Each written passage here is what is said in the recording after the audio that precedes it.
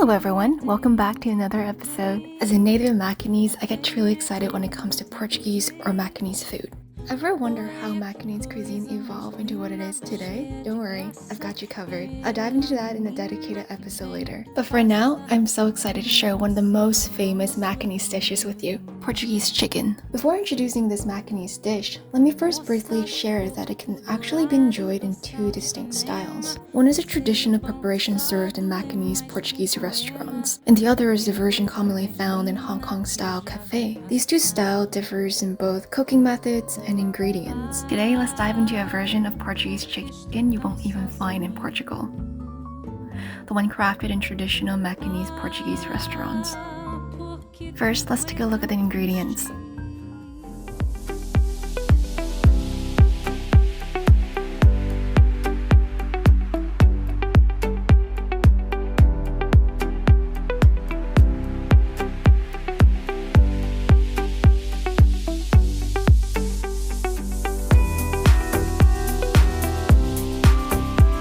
Before we start cooking, let's get a few things ready. If you're using frozen chicken, soak it in salted water for 30 minutes. This helps remove any odor or impurities. If you're using fresh chicken, you can skip this step. Next, marinate the chicken with the listed ingredients for 2 hours. And just a quick heads up, be extra careful when using turmeric powder. It stains easily and it can be a real pain to get out of clothes.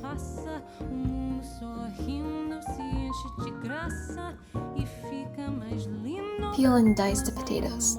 You can either pan fry them or lightly pan fry them. I decided to pan fry this time because deep frying creates more smoke. Using the air fryer doesn't quite bring out the same fragrance as pan frying. Pan frying not only transforms the ingredients, enhancing their flavor and texture, but also intensifies the aroma. For the tomatoes, cut a small cross at the bottom. Blanch it in boiling water for about 15 seconds. Peel off the skin and dice it. Speaking of tomatoes, did you know that all the Macanese generation actually call them tamati? It's believed to have evolved from the Portuguese pronunciation of tomate. Now back to the prep. Sift the flour, set it aside for later. Peel and dice the onions. While you're at it, boil some eggs to use as a garnish later. Gently crush the garlic. Remove the seeds from the red bell pepper and cut it into chunks.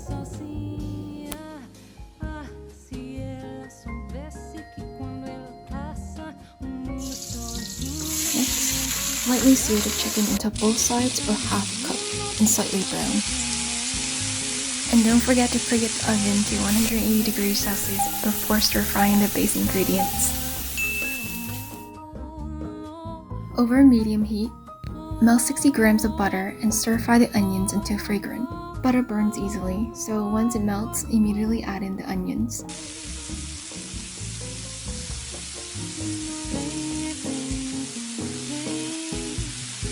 Then, add the minced garlic and chorizo.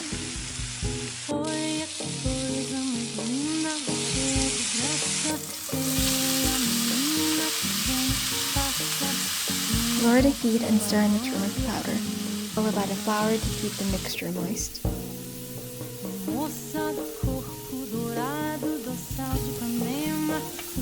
Mix in the seared chicken. Once fragrant, pour in 250 ml of chicken stock or broth.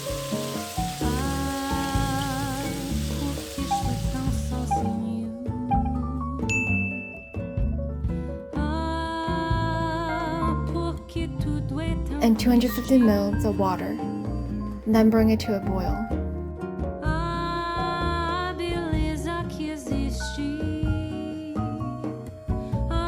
Let it boil for a bit.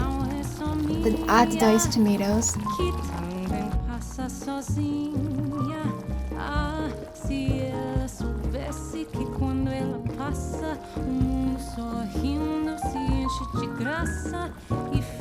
And fry potato chunks.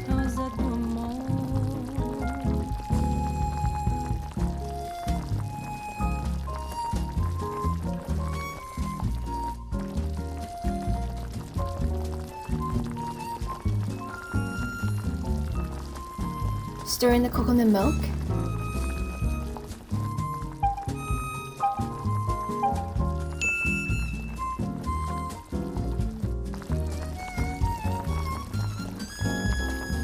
and let it simmer for 15 to 20 minutes.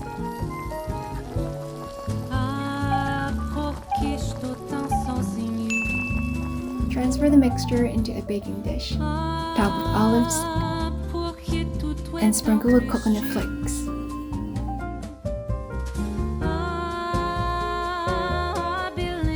Bake in the oven for 20 minutes until the surface turns golden brown. Garnish with egg slices, and voila! Your Portuguese chicken is ready to serve.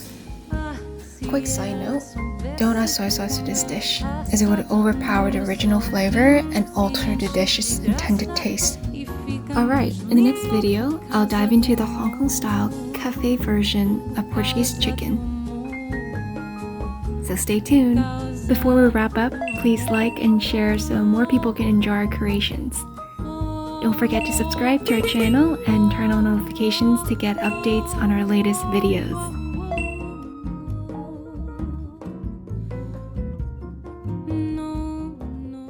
Thank you for watching, and we'll see you in the next episode.